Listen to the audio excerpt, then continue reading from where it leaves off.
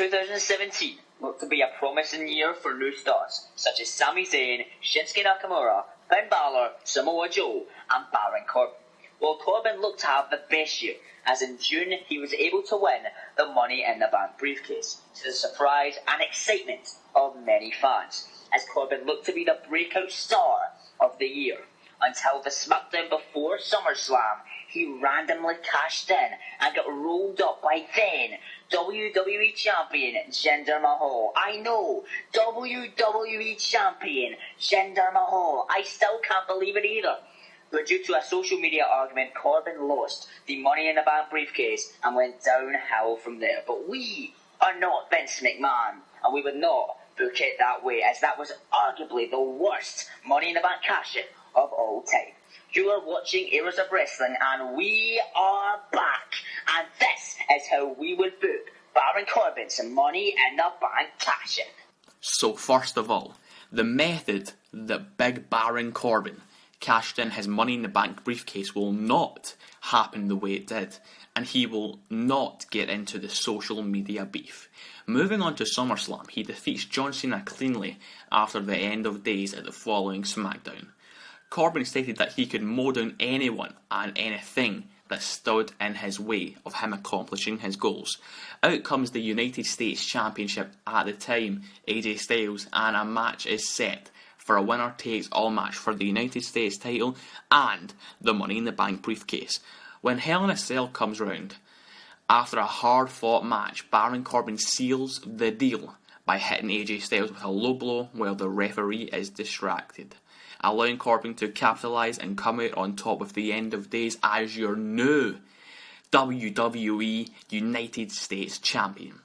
At the following SmackDown, after a heated promo with Tye Dillinger, Corbin is scheduled with an impromptu title match against the Perfect 10.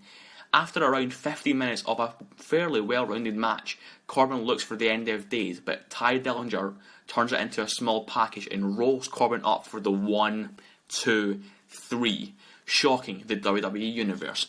After this match, Corbin is livid and brutally attacks Tye Dillinger.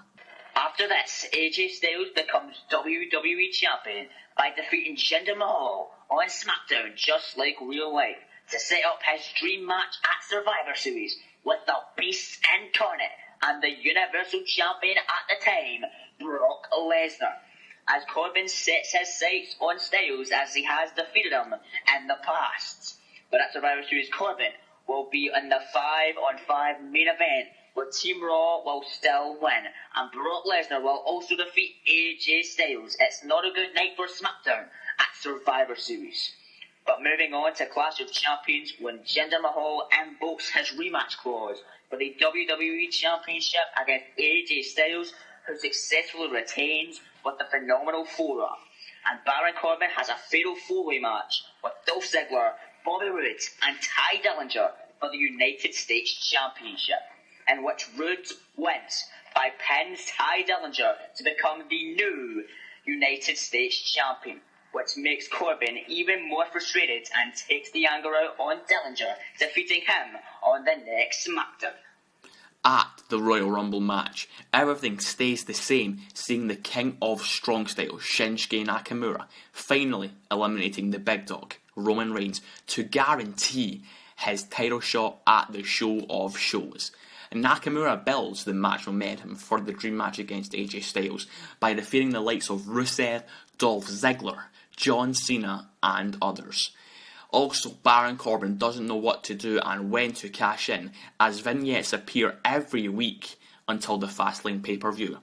When the Fastlane pay-per-view finally rolls around, Baron Corbin is in the six-pack challenge main event for the WWE Championship, but the phenomenal AJ Styles retains after pinning Corbin following a phenomenal forearm, therefore retaining his spot in the dream match at WrestleMania vs Shinsuke Nakamura. After this, Corbin yet again goes off on another tantrum, attacking the likes of Zack Ryder and Tye Dillinger for no reason backstage. These attacks had repercussions though, as Shane McMahon announced that Corbin wouldn't have an opponent at the upcoming WrestleMania, which results in Corbin going hysteric and vowing that he will make his way to WrestleMania, no matter what.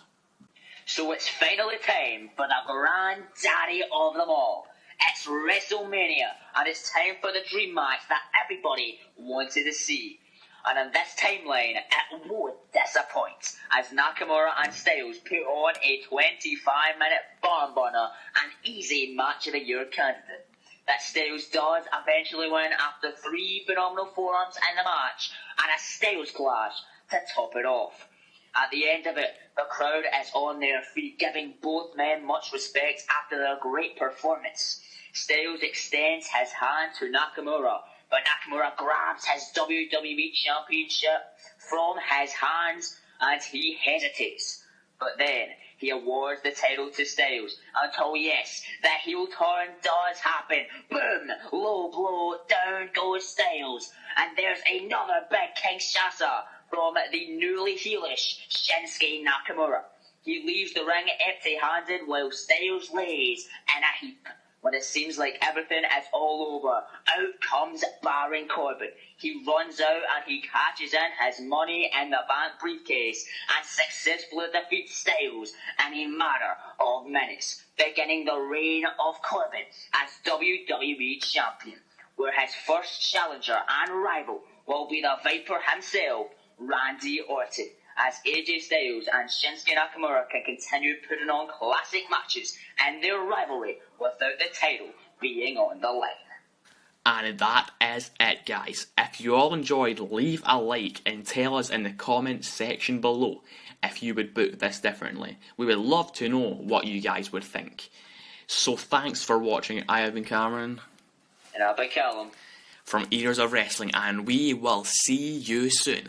Please like, subscribe, or do whatever the heck you want, and we will catch you guys in the next one.